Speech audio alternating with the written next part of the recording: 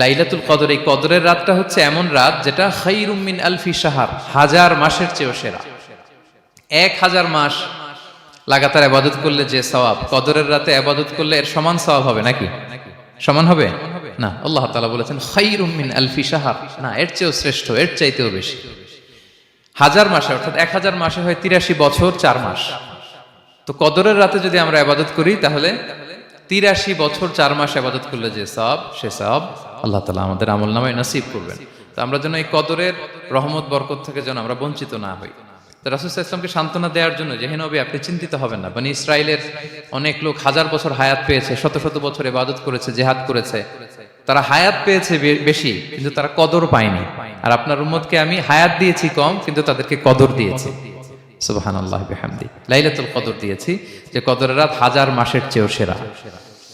তো এই কদরের রাতকে আবার লাইলাতুল মুবারাকাও বলা হয়েছে। ইন্না আনজালনাহু ফি লাইলাতিন মুবারাকা, এটা বরকতময় রাত।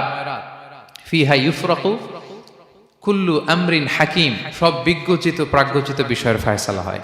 এটা বেসিক্যালি একটা বাজেট রাত বলা যায়। এ রাতে আগামী 1 বছরে আমাদের কি ঘটবে না ঘটবে আল্লাহ তাআলা এটার বাজেট করেন, এটাকে রিভাইজ করেন। সো এই রাতটা অনেক গুরুত্বপূর্ণ। তো এই কদরের রাত, এটা কবে? এটা স্পেসিফিক ছিল, মানে সুনির্দিষ্ট ছিল। রাসূল সাল্লাল্লাহু আলাইহি ওয়াসাল্লাম আমাদেরকে জানাতে চেয়েছিলেন কবে, কিন্তু রাসূল সাল্লাল্লাহু আলাইহি ওয়াসাল্লাম জানাতে পারেননি। সহিহ বুখারীতে এসেছে যে রাসূল সাল্লাল্লাহু আলাইহি ওয়াসাল্লাম খারাজান নবী সাল্লাল্লাহু আলাইহি ওয়াসাল্লাম লিয়ুখবিরানা বিলাইলাতিল কদর। উবাদা ইবনে সামিত রাদিয়াল্লাহু তাআলা আনহু বলেন, রাসূল সাল্লাল্লাহু আলাইহি ওয়াসাল্লাম আমাদেরকে জানাতে বের হয়েছিলেন যে কবে কদরের রাতটা। ফাতালাহা রাজুলান মিনাল মুসলিমিন, হঠাৎ মুসলমানদের মধ্য থেকে দুইজন ঝগড়া লাগলো, তর্ক লাগলো আর কি। রাসূল সাল্লাল্লাহু আলাইহি ওয়াসাল্লাম হঠাৎ করে ওই ঝগড়ার দিকে খেয়াল করলেন, ওই দিকে খেয়াল করে ওই তারিখটার কথা তিনি ভুলে গেলেন। ফারুফিআত, রাসূল সাল্লাল্লাহু আলাইহি ওয়াসাল্লাম বললেন, আমার হৃদয় থেকে, অন্তঃকরণ থেকে এটাকে উঠিয়ে নেওয়া হলো। এখন আমি মনেই করতে পারছি না এটা কি 23 না 25 না 27 না 29, আমি মনে করতে পারছি না। এজন্য রাসূল সাল্লাল্লাহু আলাইহি ওয়াসাল্লাম বলেছেন যে তবে আমি এতটুকু মনে করতে পারছি, ফালতামিসুহা ফিল আশরিল আওয়াখিরি ফিল বিত্রি, রমাদানের শেষ দশকের বেজর রাত্রিগুলোতে তোমরা কদর তালাশ করো। বেজর রাতে যদি তোমরা কদর তালাশ করো তাহলে এই কদর সুনিশ্চিতভাবে তোমরা পাবে। তো এই জন্য স্কলাররা সবসময় বলেন যে লাস্ট 10 days অফ রমাদান খুব গুরুত্বপূর্ণ, সবচাইতে the cream time of Ramadan. I repeat, এটা রমাদানের একেবারে মাহেন্দ্রক্ষণ। এই 10 দিনের যে কোনো 10 রাতের যে কোনো রাত কদর হয়ে যেতে পারে, বিশেষ করে অড নাইটস গুলো 21, 23, 25, 27 এবং 29, যে কোনো দিন হয়ে যেতে পারে কদর। সো বুদ্ধিমানের কাজ হচ্ছে আমরা যেন রমাদানের শেষ 10 রাতে লাগাতার একইভাবে একই স্পিডে আমরা যেন ইবাদত করি। কোনো রাতে বেশি করলাম, হয়তো 27-এর রাতে আমি খুব ভাব গাম্ভীর্য নিয়ে, খুব আবেগ নিয়ে ইবাদত করলাম, কিন্তু হয়ে যেতে পারে যে এবছর কদর ছিল 25-এর রাত, হতে পারে না? পারে। তো আমরা তো মিস করে ফেললাম। তো আমরা যেন মিস না করি। বুদ্ধিমানের কাজ হবে সমানতালে ইবাদত করা। এবং এটা এত গুরুত্বপূর্ণ, রাসূল সাল্লাল্লাহু আলাইহি ওয়াসাল্লাম এত এমফাসাইজ করে কোনো রাতের কথা বলেনি। আরবি মাস অনুযায়ী 354টা রাতের মধ্যে সবচাইতে শ্রেষ্ঠ রাত, সবচাইতে শ্রেষ্ঠ রাত সূর্য ডোবার পর থেকে হাত্তা মাতলাইল ফাজর, ফজরের সূচনা লগ্ন পর্যন্ত শান্তিময় এ রাত, বরকতের এ রাত। রাসূল সাল্লাল্লাহু আলাইহি ওয়াসাল্লাম বলেছেন, মান হুরিমা খায়রাহা ফাকাদ হুরিম, যে কদরের বরকত থেকে, খায়ের থেকে বঞ্চিত হলো সে আসলেই বঞ্চিত। হি ইজ দ্য লুজার, সে হতভাগা, সে পোড়া কপাল, সে বঞ্চিত। মান হুরিমা খায়রাহা ফাকাদ হুরিম, যে কদর পেল না সে হতভাগা। এখন আমরা কি হতভাগা হতে চাই? আমরা তো শুরুতে অনেক হোপফুল ছিলাম, এত এত ব্লেসিংস, এত এত বরকত, রহমতের ফলগুধারায় আমরা প্লাবিত হচ্ছি রমাদানে। তা আমরা তো হতভাগা হতে চাই না। তা আমরা যেন এই শেষ 10 দিন এক তালে আন্তরিকতার সাথে ঈমান ও ইহতিসাবা আমরা যেন ইবাদত করি। সম্মানিত ভাই এবং বোনেরা, তাহলে আমরা সৌভাগ্যশীলদের অন্তর্ভুক্ত হতে চাই, হতভাগা হতে চাই না। আমরা এবার একটু শুনবো যে রাসূলুল্লাহ সাল্লাল্লাহু আলাইহি ওয়াসাল্লাম কদরের রাতগুলোতে কি কি ইবাদত করতেন। আমি খুঁজে 5টা আমলের কথা পেয়েছি বিশেষভাবে, কমন যে আমলগুলো সেগুলো তো ছিলই, বিশেষভাবে 5টা কাজ রাসূল সাল্লাল্লাহু আলাইহি ওয়াসাল্লাম এই কদরের রাতে করতেন। 1 নম্বর কাজ হচ্ছে তিনি সারা রাত জেগে ইবাদত করতেন এবং পরিবারের লোকদেরকে ঘুমোতে দিতেন না, উঠিয়ে দিতেন। বছরের অন্য কোনো সময়ে সারা রাত জেগে ইবাদত করার কোনো নজির রাসূল সাল্লাল্লাহু আলাইহি ওয়াসাল্লামের জীবনে ছিল না।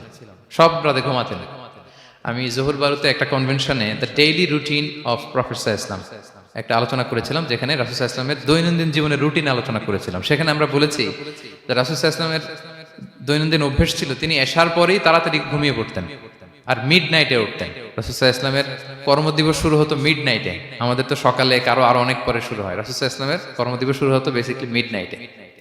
এশার পরে কথাবার্তা না বলে আগে ঘুমোতে যেতেন, মিড নাইটে উঠতেন, কিন্তু ঘুমাতেন। ঘুম ছাড়া রাত কাটাতেন না। সারা বছরের এটা ছিল যে এশার পর পরে ঘুমোতে যেতেন, except the last 10 days of Ramadan. রমাদানের শেষ 10 রাতে রাসূল সাল্লাল্লাহু আলাইহি ওয়াসাল্লাম ঘুমাতেন না। এই 10 দিনের ব্যাপারেই পাওয়া যায় সারা রাত জেগে তিনি ইবাদত করতেন। আম্মা জান আয়েশা রাদিয়াল্লাহু তাআলা আনহা বলেন, ইযা দাখালাল আশরু আহিয়াল লাইলা ওয়া আইকাযা আহলা ওয়া জাদ্দা ওয়া শাদ্দাল মিজার। রমাদানের শেষ দশক যখন আসতো, রাসূল সাল্লাল্লাহু আলাইহি ওয়াসাল্লাম সারা রাত জেগে ইবাদত করতেন। পরিবারের সদস্যদেরকে জাগিয়ে তুলতেন, স্ত্রীদের ঘুমাতে দিতেন না, জাগিয়ে তুলতেন। ফাতেমা রাদিয়াল্লাহু তাআলা আনহার ঘর পাশেই ছিল, তাদেরকে যে জাগাতেন এবং নিজে সারা রাত ইবাদত করতেনই। জাদ্দা ওয়া শাদ্দাল মিজার, খুবই বলিষ্ঠ ভাবে, খুব মজবুত ভাবে কোমরে গামছা বেঁধে নামার একটা এক্সপ্রেশন এখানে দেয়া হয়েছে। মিজার, ইজহার মানে হচ্ছে বাংলা করলে হয় লুঙ্গি। লুঙ্গি আমরা যখন খুব শক্ত কোনো কাজ করতে যাই তখন তারা কি করে, খুব টাইট করে লুঙ্গিটা বাঁধে। তার মানে বোঝানো হচ্ছে রাসূল সাল্লাল্লাহু আলাইহি ওয়াসাল্লাম কোমরে ভালো করে লুঙ্গি বেঁধে বা গামছা বেঁধে আটকাট বেঁধে নামতেন শেষ 10 দিনের জন্য। এই সময় তিনি মানে কাউকে কেমন যেন চিনতেন না, সবসময় ইবাদতে মগ্ন থাকতেন। এটা আমরা করতে পারি যে শেষ 10 দিনে, আর যেহেতু 3 দিন বাকি, আমরা একটা স্পেশাল প্ল্যান করতে পারি যে আমরা আমাদের সর্বোচ্চটুকু উজাড় করে দিয়ে লাস্ট 10 days অফ রমাদানের এই বরকত আমরা হাসিল করব, এটা যেন আমাদের মিস না হয়। তাহলে এটা আমরা একটা পেলাম। 2 নাম্বার হচ্ছে ইতিকাফ করা। রাসূলুল্লাহ সাল্লাল্লাহু আলাইহি ওয়াসাল্লাম রমাদানের শেষ 10 দিন ইতিকাফ করতেন। আমাদের আয়েশা রাদিয়াল্লাহু তাআলা আনহা বলেন, কানা ইয়াতাকিফুল আশরাল আওয়াখির মিন রমাদান। রমাদানের শেষ দশকে তিনি ইতিকাফ করতেন। হাত্তা তাওয়াফাহুল্লাহ, ওনার ইন্তেকালের আগ পর্যন্ত এই অভ্যাসটাই তিনি জারি রেখেছেন। সুম্মা আতাকাফা আজওয়াজুহু মিন বাদে, তারপরে ওনার স্ত্রীরা ইতিকাফ করেছেন। আরেক বর্ণনায় এসেছে ইয়াতাকিফু কুল্লা রমাদান 10 আইয়াম, প্রতি রমাদানে তিনি 10 দিন ইতিকাফ করেছেন। কিন্তু যেই বছর তিনি ইন্তেকাল করবেন সে বছর তিনি 20 দিন ইতিকাফ করেছিলেন। প্রতি রমাদানে 10 দিন, আর যে বছর ইন্তেকাল করবেন সে বছর কয় দিন? 20 দিন তিনি ইতিকাফ করেছিলেন মসজিদে নববীতে। তাহলে আমরা এই রমাদানের শেষ দশকে এটা করতে পারি। 2 নম্বর পয়েন্ট হচ্ছে ইতিকাফ করা। যারা আমরা করিনি তারা আমরা ইতিকাফ করতে পারি। আমাদের আইআইএম এর মসজিদ এটা ইতিকাফের জন্য একটা উর্বর জায়গা। আমরা যখন এই ক্যাম্পাসে ছিলাম তখন দেখেছি যে এখানকার ইতিকাফের পরিবেশ যে এত সুন্দর, এটা কল্পনাই করা যায় না। অসাধারণ পরিবেশ। আপনি যদি ইতিকাফ নাও করেন, রাত 2টা বা 3টার দিকে সেন্ট্রাল মস্কে এসে বসে থাকলেও হবে। রাত 2টা 3টার দিকে এসে বসে থাকলে দেখবেন যে কেউ সেজদায় পড়ে কান্না করতেছে, কেউ হালাকা করতেছে, কেউ তাসবিহ পড়তেছে, কেউ কোরআন তেলাওয়াত করতেছে। মানে এত সুন্দর পরিবেশ, ওটা দেখলেই আপনার ইবাদত করতে মন চাইবে। তো আমরা যেন ইতিকাফ করার চেষ্টা করি। ইতিকাফ করতে না পারলে শেষ দশকের রাতগুলো যেন মসজিদে কাটানোর চেষ্টা করি, তা না পারলেও বাসায় যেন এই রাতগুলো আমরা মিস না করি। বিশেষ করে সেন্ট্রাল মস্কে তো অসাধারণ পরিবেশ, এটা হাইলি রেকমেন্ডেড। ইফ পসিবল আপনারা আসবেন, এখানে ইবাদতের চমৎকার পরিবেশ থাকে। 3 নাম্বার হচ্ছে রাসূল সাল্লাল্লাহু আলাইহি ওয়াসাল্লাম এবং জিবরাইল আলাইহিস সালাম যৌথভাবে কোরআন রিভিশন করতেন। খুব ইন্টারেস্টিং। সারা বছর যেটা নাজিল হতো, রমাদানে জিবরাইল আলাইহিস সালাম রাসূল সাল্লাল্লাহু আলাইহি ওয়াসাল্লামকে শোনাতেন, রাসূল সাল্লাল্লাহু আলাইহি ওয়াসাল্লাম আবার জিবরাইল আলাইহিস সালামকে শোনাতেন। সহিহ বুখারীর বর্ণনা, কানা জিবরিলু ইয়ালকাহু ফি কুল্লি লাইলাতিন মিন রমাদান ফায়ুদারিসুহুল কুরআন। প্রতি রমাদানের প্রতি রাতে এসে রাসূল সাল্লাল্লাহু আলাইহি ওয়াসাল্লামের সাথে কোরআন মুদারাসা করতেন। সহিহ মুসলিমের বর্ণনায়, আন্না জিবরিল কানা ইউআরিদুহু বিল কুরআন কুল্লা আমিন মাররা। প্রতি বছর রমাদানে একবার শোনাতেন বা শুনিয়েছেন। যে বছর তিনি ইন্তেকাল করবেন তিনি 2 বার শুনিয়েছিলেন। আরাদা ইউআরিদু মানে এটা ফ্রম বোথ সাইড। আরবি শব্দটা এমন যে জিবরাইল আলাইহিস সালাম শোনাতেন, এরপর রাসূল সাল্লাল্লাহু আলাইহি ওয়াসাল্লাম জিবরাইল আলাইহিস সালামকে শোনাতেন। কোরআন রিভিশন করা। তো এই শেষ দশকের রাতগুলোতে আমরা যেন বেশি বেশি কোরআন পড়ি। কোরআন তেলাওয়াত, কোরআনিক রিসাইটেশন হতে পারে, কোরআনের অর্থ পড়া হতে পারে, তাদাব্বুরে কোরআন হতে পারে, কোরআনের হালাকায় জয়েন করা হতে পারে। ইন ইটস এনি ফর্ম আমরা যেন কোরআনের সাথে অ্যাটাচমেন্টটা বাড়াই লাস্ট 10 days অফ রমাদানে। 4 নাম্বার কিয়ামুল লাইল করা।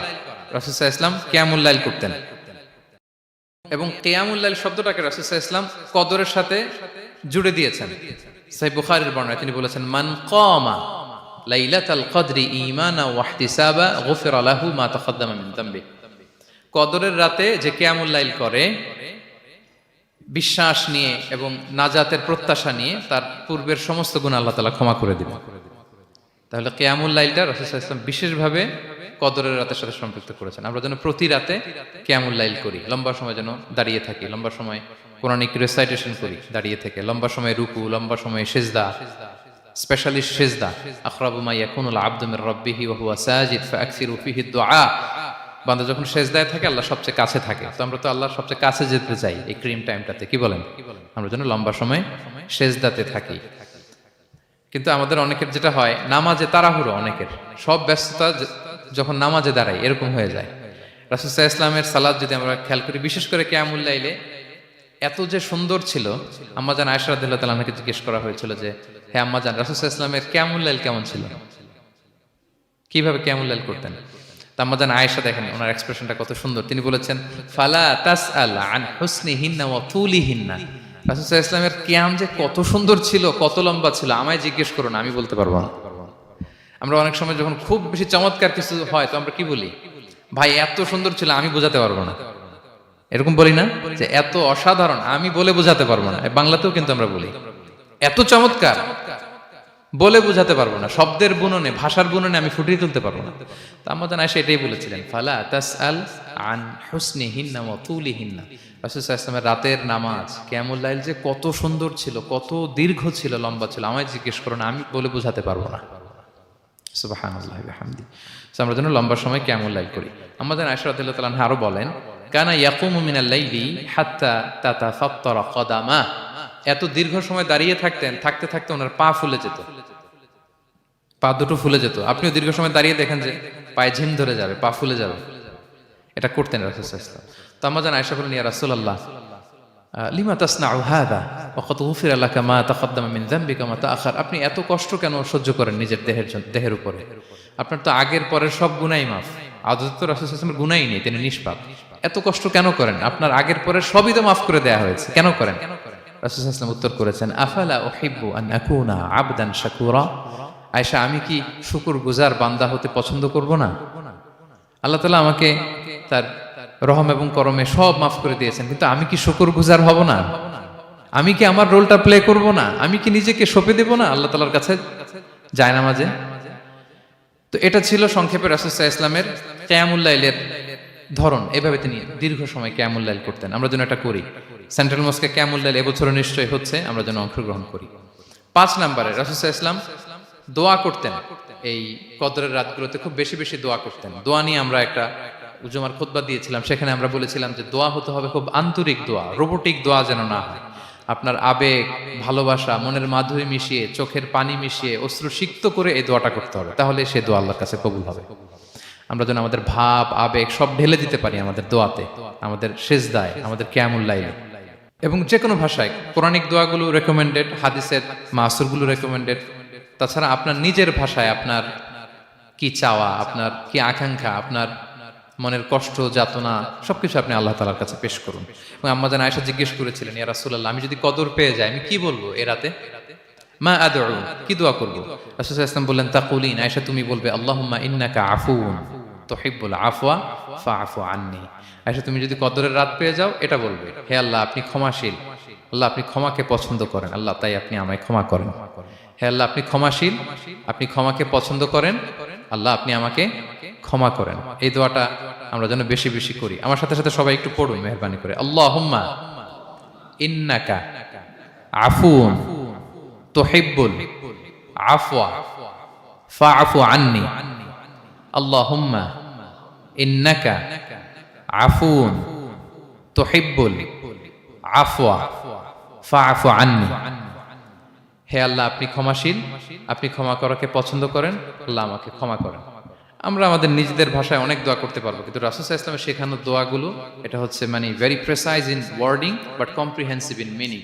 এটার অর্থ, এটার আবেদন এটা অনেক বেশি।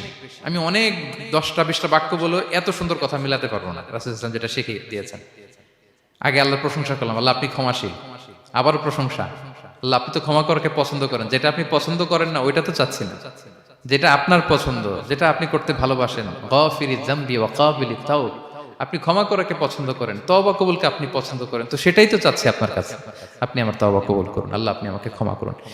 এই দোয়াটা প্রত্যেক রাতে যেন আমরা বেশি বেশি করি সম্মানিত সুধী। এবং এই যে রিমাইন্ডারগুলো শুনলাম, এটা রমাদানের পরেও যেন আমরা অব্যাহত রাখি। আমরা নাম দিয়েছি যে gear up for a great Ramadan. আমাদের এবাদতের যে ধারাবাহিকতা, এই গতিটাকে আরেকটু গিয়ার আপ করা, আরেকটু পুশ করা নিজেকে, আরেকটু এক্সট্রা ড্রাইভ দেওয়া। এই শেষ মুহূর্তে মাত্র 13টি দিন আমাদের হাতে আছে, আমরা যেন আরেকটু ইফোর্ট দেই, আমরা যেন আরেকটু ড্রাইভ দেই, যাতে করে আমরা আল্লাহ তাআলার আরো নিকটবর্তী হতে পারি। এবং এই রমাদানে আমরা যা শিখলাম, যেটা করলাম, এটার ইম্প্যাক্ট যেন রমাদানের পরেও আমাদের মধ্যে থাকে। আমাদের অনেকের এটা হয় যে রমাদানে আবেগে অনেক আলোচনা শুনে, ক্ষমার মাস এটা জেনে এত আবাদত, রমাদান নাই আবাদতও নাই, এরকম হয়ে যায়। এটা যেন না হয়, বরং এটার একটা পরশ যেন আমাদের হোল দ্য ইয়ার লং থাকে। আরব শায়েখরা বলেন যে কুন রব্বানি লা তাকুন রমাদানি, রব্বানি হও, রমাদানি হও না। মানে রমাদান আসছে, তুমি রমাদান কেন্দ্রিক আবাদত নিয়ে অনেক উচ্ছ্বাস, কিন্তু রমাদান শেষ, আবাদত শেষ, এমনটা যেন না হয়। রমাদানের পরেও সে মেহেরবান আল্লাহ তাআলা কিন্তু আমাদের জন্য আছেন। তিনি প্রতি রাতে শেষ রাতে নেমে আসেন, এসে ডাকতে থাকেন, কার ক্ষমা লাগবে ক্ষমা চাও, ক্ষমা করব। কে বিপদে পড়েছো বলো, আমি উদ্ধার করব। তো তিনি আরশের উপর থেকে প্রথম আসমানে নেমে আসলেন দেওয়ার জন্য। আমি ঘুম থেকে জাগতে পারলাম না, নেয়ার জন্য। এটা হইলো? প্রাইম মিনিস্টার আনোয়ার ইব্রাহিম আমাকে একটা অ্যাওয়ার্ড দিবে, লেটস সে হোটেল ইন্টারকন্টিনেন্টাল, উনি এসে বসে আছে, বাট আমি যেতে পারিনি। এটা হয় না। আল্লাহ তাআলা প্রতি রাতে শেষ রাতে এসে বলেন কার কি লাগবে দাও। তিনি নেমে আসেন বা বিশেষ মনোনিবেশ করেন প্রথম আসমানে এসে, কিন্তু আমরা যে নিব সেই সময়টুকু আমাদের হয় না। আমরা এতটা গাফেল যেন না হই, আমরা যেন একটু পুশ করি। বড় কিছু পেতে হলে নিজেকে পুশ করতে হয়, এক্সট্রা একটা ড্রাইভ দিতে হয়। সম্মানিত শুধু 17টা দিন কি করলাম একটু রিভাইজ করি, যোগ বিয়োগ করি নিজের সাথে নিজে, যে প্ল্যানটা নিয়ে রমাদান শুরু করলাম ওইরকম কিয়ামুল লাইল করতে পারলাম কিনা, ওইরকম চ্যারিটি করতে পারলাম কিনা, রেসাইটেশন করতে পারলাম কিনা, একটু যেন নিজের সাথে নিজে বোঝাপড়া করি, একটু যেন রিভাইজ করি এবং নিজেকে যেন একটু পুশ করি। সম্মানিত শুধু এই ছিল সংক্ষিপ্ত আলোচনা। আমি 30 সেকেন্ডসে পুরো আলোচনাটা আবার একটু যারা পরে এসেছেন একটু রিভাইজ করে নেই। আমি শুরুতে এভাবে শুরু করেছিলাম যে রমাদান এটা হচ্ছে it's a month of hope, এটা আশা জাগা নিয়ে একটা মাস। এই মাসের যে রহমত বরকতের যত যত হাদিস কোরআনের আয়াতগুলো আমরা বলেছি, এগুলো শুনলে আমাদের মধ্যে একটা আশা জাগে, আশাবাদী হয়ে ওঠে যে আমার এই মাস আমার মুক্তির মাস, আমি মুক্তি পাবো। কিন্তু at the same time it's the month of warning, এটা আবার সতর্কতার মাস। রাসূলুল্লাহ সাল্লাল্লাহু আলাইহি ওয়াসাল্লাম বলেছেন রোজা রেখে যে মিথ্যা ছাড়লো না, পাপ ছাড়লো না, তার ধ্বংস। আবার 3বার তিনি আমিন বলেছেন। বেসিক্যালি এটা একটা বদদোয়া যে মান আদরাকা রমাদান ওয়া লাম ইগফার লাহ, যে রমাদান পেয়েও নিজের গুনাহ ক্ষমা করতে পারলো না, তার ধ্বংস। সো আমরা আশাবাদী হব। আল ঈমানু বাইনাল খাউফি ওয়ার রাজা, বিশ্বাস হচ্ছে আমার মধ্যে ভীতিও কাজ করবে, আবার আমার মধ্যে একটা হোপ থাকবে, এটাই ঈমান। সো আমরা যেন এই ওয়ার্নিং গুলো আমাদের মাথায় রাখি, যে আমরা যেন আল্লাহর নৈকট্যপ্রাপ্ত বান্দা হতে পারি, ক্ষমাপ্রাপ্তদের অন্তর্ভুক্ত যেন আমরা হতে পারি।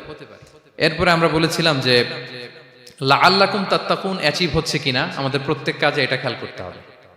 আমাদের সম্মানিত ইউসুফ স্যার খুব সুন্দর করে এটা বলেছেন যে আল্লাহর সচেতনতা, আল্লাহর ভয়, to build up the sense that Allah is watching me, এই সেন্সটা আমার সব কাজের মধ্যে থাকতে হবে। যদি লাআল্লাকুম তাত্তাকুন অ্যাচিভ হয়, সাকসেসফুল, একটা সাকসেসফুল প্রোডাক্টিভ রমাদান আমরা কাটাচ্ছি। আর যদি লাআল্লাকুম তাত্তাকুনের সমস্যা, তার মানে we have to revise hour schedule, যাতে করে আল্লাহর এই সচেতনতা আমরা বিল্ড আপ করতে পারি। এরপর আমরা বলেছি যে আমরা সংযমটা যাতে এনশিওর করি, রমাদানের যে সংযম, নিজের প্রবৃত্তির উপর আমরা বিজয় লাভ করি। সারা বছর প্রবৃত্তি জিতে, রমাদানে আমরা জিতি। এরপর আমরা চ্যারিটির কথা বলেছি। রাসূল সাল্লাল্লাহু আলাইহি ওয়াসাল্লাম খুব জেনারাস হয়ে যেতেন রমাদানে, আমরা যেন আমাদের দানের হাতকে আরো প্রশস্ত করি এবং রমাদানে আমাদের কমিউনাল স্পিরিট চলে আসে, আমাদের বেসিক্যালি একটা সেলফ ট্রান্সফরমেশন হয়। অনেক বদ অভ্যাস আমরা রমাদানে ত্যাগ করি, বাকি মাসেও যেন এটা আমরা কন্টিনিউ করি। আর সবশেষে আমরা লাস্ট 10 days অফ রমাদানের গুরুত্ব নিয়ে বলেছিলাম যে রাসূল সাল্লাল্লাহু আলাইহি ওয়াসাল্লাম খুব হতাশ হয়ে পড়েছেন যে অন্য নবীর উম্মতেরা অনেক হায়াত পেয়েছে, আমরা পেলাম 60-70, তো আমার গুনাহগার উম্মত কি করবে? আল্লাহ বলেন লাইলাতুল কদর খায়রুম মিন আলফি শাহর, নবী হে আপনার উম্মতের জন্য আমি কদরের রাত দিয়েছি, যে এক রাতে ইবাদত করলে 1000 মাসের চেয়েও বেশি সওয়াব তারা পেয়ে যাবে। সো এই কদরের রাত যেন আমরা মিস না করি। কোনটা কদরের রাত? আমরা বলেছিলাম শেষ 10 দিন সমান তালে ইবাদত করব। বিশেষ করে আমরা গুরুত্ব দিব অড নাইটস গুলোতে, 21, 23, 25, 27, 29 আমরা গুরুত্ব দিব। এবং রাসূল সাল্লাল্লাহু আলাইহি ওয়াসাল্লাম বলেছেন মান হুরিমা খায়রাহা ফাকাদ হুরিম, যে কদরের বরকত মিস করলো সে বঞ্চিত, সে হতভাগা, হি ইজ দ্য লুজার। আমরা যেন লুজার না হই, আমরা যেন গেইনার হই এই বরকতের মাসে। এবং সব শেষে আমি বলেছিলাম রাসূল সাল্লাল্লাহু আলাইহি ওয়াসাল্লাম স্পেশালি 5টা আমল করতেন, সারা রাত জাগতেন, ফ্যামিলি মেম্বারসদের জাগিয়ে তুলতেন, উৎসাহিত করতেন এবং কোমরে গামছা বেঁধে নামতেন। এরকম ইবাদতের স্পৃহা অন্য কখনো রাসূল সাল্লাল্লাহু আলাইহি ওয়াসাল্লামের মধ্যে দেখা যেত না, যেমনটা শেষ দশকে তিনি করতেন। ইতিকাফ করতেন তিনি। আর ইতিকাফ করলে কদর মিস হওয়ার সম্ভাবনা নেই। এটা 21-এ হোক, 25-এ হোক, 23-এ হোক, আমি তো মসজিদে, আমি তো কিয়ামুল লাইলে অংশগ্রহণ করতেছি, আমি তেলাওয়াত করতেছি, আমি প্রতিদিনই দোয়া করতেছি, মিস হওয়ার কোনো সম্ভাবনা নেই। আমরা যেন ইতিকাফের চেষ্টা করি, অথবা পার্ট টাইম ইতিকাফ যেন অন্তত করি, 5 দিন 3 দিন, অথবা রাতের সময়গুলো মসজিদে যেন আমরা কাটাই। 3 নাম্বার বলেছিলাম রাসূল সাল্লাল্লাহু আলাইহি ওয়াসাল্লাম, জিবরাইল আলাইহিস সালাম কোরআন রিভিশন করতেন। আমরা যেন কোরআন রিভাইজ করি, রেসাইটেশন করি বেশি মাত্রায় শেষের 10 দিন। কিয়ামুল লাইল, ফালা তাসআল আন হুসনিহিন্না ওয়া তুলিহিন্না, কত সুন্দর কিয়ামুল লাইল ছিল বলে বোঝানো যাবে না। তো আমরা যেন এরকম দীর্ঘ সময় কিয়ামুল লাইল করি। আর সবশেষে বলেছিলাম দোয়া করা। দোয়া করা হচ্ছে দোয়া মুমিনের হাতিয়ার। দোয়া মানুষের জীবন চেঞ্জ করে দিতে পারে। চাওয়ার মতো চাইলে আল্লাহ ফেরান না, আল্লাহ তো দেওয়ার জন্যই বসে আছেন। আমরা যেন কায়মনো বাক্যে আল্লাহ তাআলার কাছে চাই, অশ্রুসিক্ত নয়নে যেন আমরা চাই। অনুতপ্ত বান্দার চোখের পানির ফোঁটা আল্লাহর কাছে খুব প্রিয়। 2 ফোঁটা আল্লাহর কাছে সবচেয়ে প্রিয়, জেহাদের ময়দানে মুজাহিদের রক্তের ফোঁটা আর অনুতপ্ত বান্দার চোখের পানির ফোঁটা। বান্দা অনুতপ্ত হয়ে, রিপেন্টেন্ট হয়ে, চোখের পানি ছেড়ে যখন কাঁদে আর দোয়া করে, ওই চোখের পানি চোখ বেয়ে, নাকের ডগা বেয়ে মাটিতে পড়ার আগেই আল্লাহ তার সব গুনাহ মাফ করে দেয়। আমরা যেন সেই অনুতপ্ত বান্দাদের কাতারে শামিল হতে পারি। রাসূল সাল্লাল্লাহু আলাইহি ওয়াসাল্লাম যেভাবে কিয়ামুল লাইল করতে আমাদেরকে উৎসাহিত করেছেন, আমরা যেন সেভাবে কিয়ামুল লাইল করতে পারি। আমাদের প্রতিটি কাজের মধ্য দিয়ে লাআল্লাকুম তাত্তাকুনের যে অ্যাচিভমেন্ট, সেটা যেন আমাদের হাসিল হয়। এবং এই রমাদানকে যেন আমরা আমাদের জীবনের সর্বশেষ রমাদান মনে করি। আমাদের চিফ ইমাম অফ সেন্ট্রাল মস্ক, ইমাম রমাদান সুবকি, নামাজের আগে একটা সুন্দর কথা বলেন যে perform this Salah as if this is your last and final prayer. এমন ভাবে নামাজে দাঁড়াও, মনে করো এটাই হতে পারে জীবনের শেষ নামাজ। রাসূল সাল্লাল্লাহু আলাইহি ওয়াসাল্লাম এটাই বলেছেন। সো আমরা বিগত বছরগুলোতে আমাদের অনেক প্রিয়জনদের হারিয়েছি এই কোভিডের কারণে। এবছর আল্লাহর মেহেরবানি বাংলাদেশ আইএম কমিউনিটির এই চমৎকার, আমাদের সম্মানিত শিক্ষক মণ্ডলীদের প্রচেষ্টা, ছাত্র ভাইদের প্রচেষ্টায় এই চমৎকার জান্নাতি পরিবেশে ইফতারের আগে আমরা একত্রিত হয়েছি। আবারও আগামী বছর আমরা এরকম কোনো গ্যাদারিং এ জয়েন করতে পারবো, কোনো গ্যারান্টি কি আমাদের আছে? নাই। It could be the last Ramadan in our life.